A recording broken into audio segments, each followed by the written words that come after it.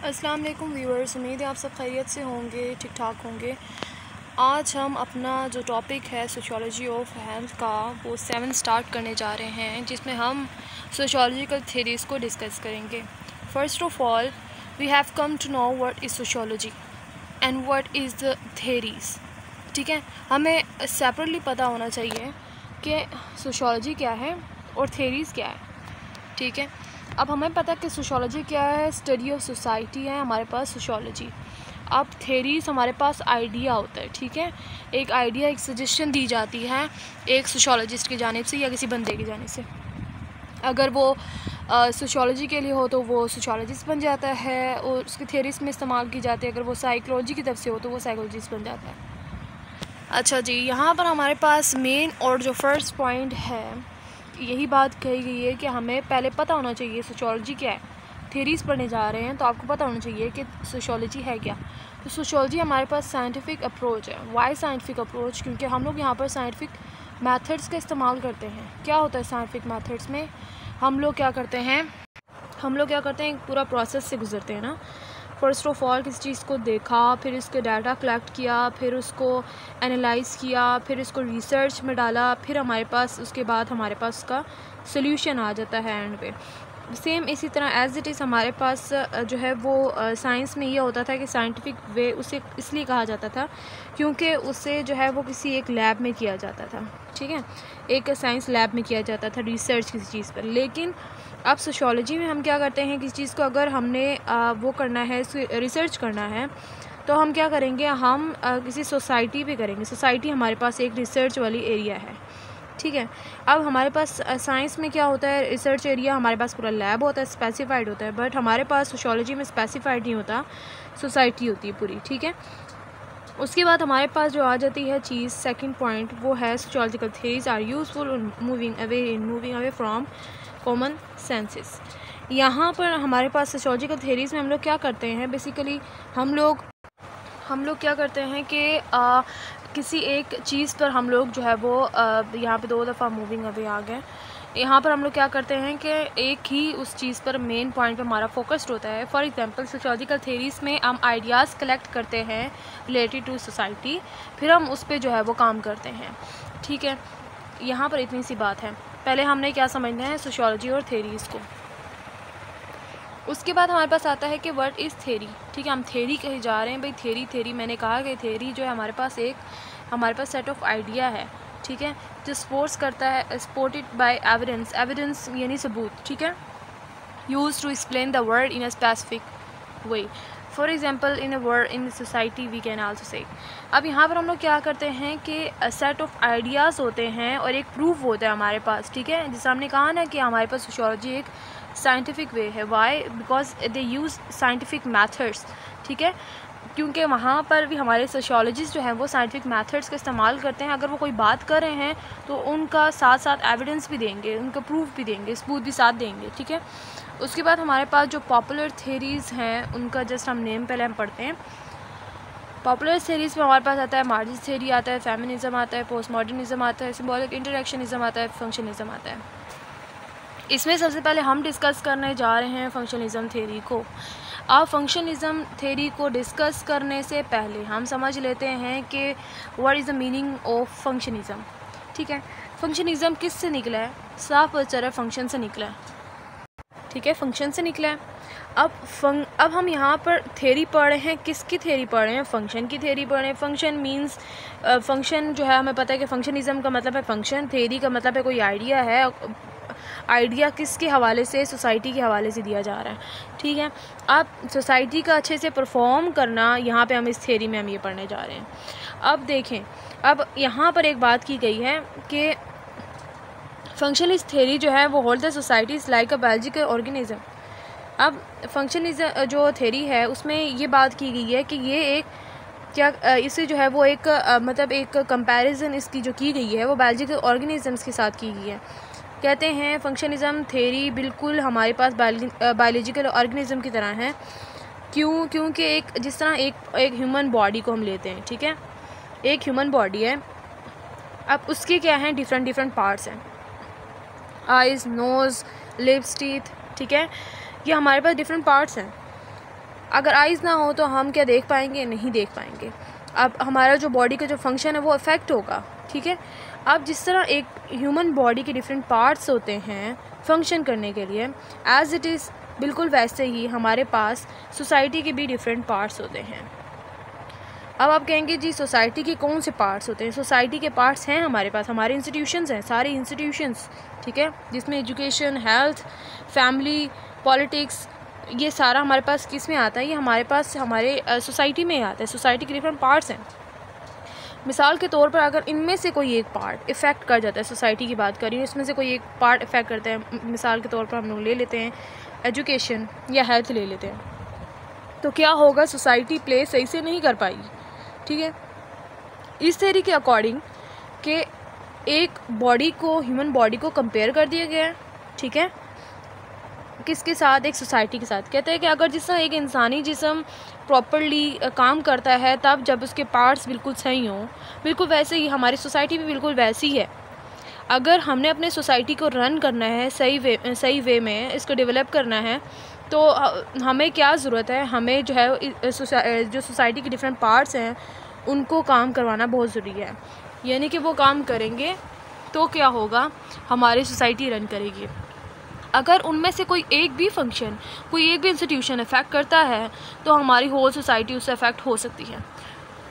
For example हम ले लेते हैं जी फैमिली, एक इंस्टीट्यूशन है, राइट। अब इसमें क्या है कि अगर फैमिली इफ़ेक्ट होती है, ठीक है, फैमिली इफ़ेक्ट होती है तो वो फैमिली मेम्बर्स जो है वो अपने बच्चों को स्कूल भेजेंगे? नहीं भेजेंगे।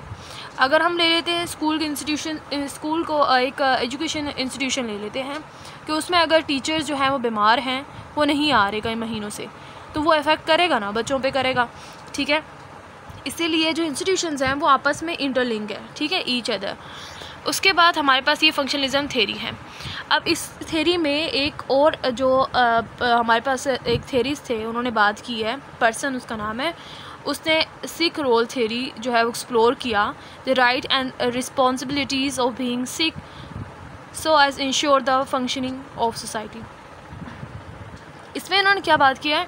थ्योरी दी है इन्होंने, इन्होंने खुद थ्योरी दी है सिक रोल की, जिसमें इन्होंने बात की, कहते हैं कि ये राइट्स एंड रिस्पॉन्सिबिलिटीज़ की बात है, ठीक है, फंक्शनिज्म में उन्होंने दिया है।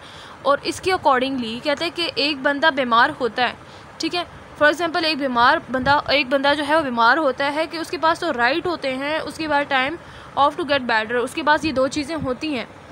राइट में क्या है? राइट में कि उसको जो है वो डॉक्टर के पास जाने के राइट होते हैं, ठीक है।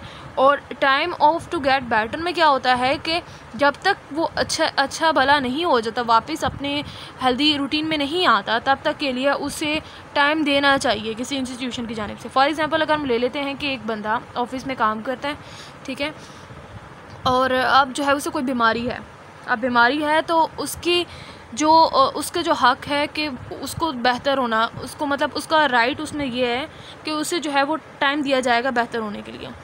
रिस्पॉन्सिबिलिटीज़ में क्या है कि उसे जाना है डॉक्टर के पास, ठीक है। अब ऑफ़िस वाले क्या करते हैं कि ऑफ़िस वाले जो है वो उसे कहते हैं कि तुम जब तक ठीक नहीं होते तब तक तुम रेस्ट करो, ठीक है, या डॉक्टर को दिखाओ। तो ये चीज़ इस पर्सन ने बात की है कि अगर कोई बंदा बीमार होता है तो उसके राइट होते हैं, उसे इतना टाइम दिया जाए कि वो वापस आए अपनी रूटीन की तरफ, ठीक है। अगर ऐसा नहीं करता तो that will effect their health, ठीक है, और हेल्थ अगर इफ़ेक्ट करेगी तो क्या होगा? सोसाइटी भी इफ़ेक्ट करेगी। उसके बाद हमारे पास आ जाता है जी सिंबॉलिक इंटरेक्शनिज़म।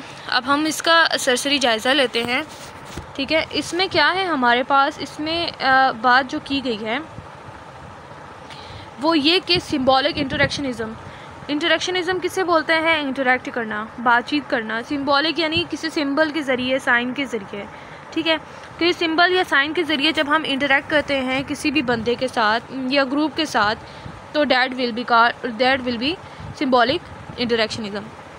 फॉर एग्ज़ाम्पल अगर किसी को प्रेजेंटेशन अगर कोई ग्रुप दे रहा है, ठीक है, अगर उसको शाबाश देना हो सकता है कि मैम या सर जो है वो थपकी दें, या हो सकता है कि वो जो है वो थम दिखाएं, ठीक है। अब थम ऊपर की तरफ को दिखाना मतलब वेल एंड गुड, शोज़ के भाई तुमने अच्छा काम किया। लेकिन अगर थम नीचे की तरफ है, इट्स मीन कि वो लिफ्ट मांग रहा है। देखिए लिफ्ट मांगने के लिए हम थम यूज़ करते हैं, किसी को अगर हम कह रहे हो कि भाई तुमने अच्छा काम किया है, तो हम लोग उसको शाबाशी के तौर पर या बताने के लिए कि भाई तुमने अच्छा काम किया, हम दिखाते हैं। उसके अलावा हम लोग क्या करते हैं, साइन ऑफ फ्लैग्स जो है हमारे पास है, शोज़ थंब, अगर हम किसी के साथ हैंड शेक करें, ठीक है, तो वो भी हमारे पास सिंबॉलिक इंटरेक्शनिज़म है।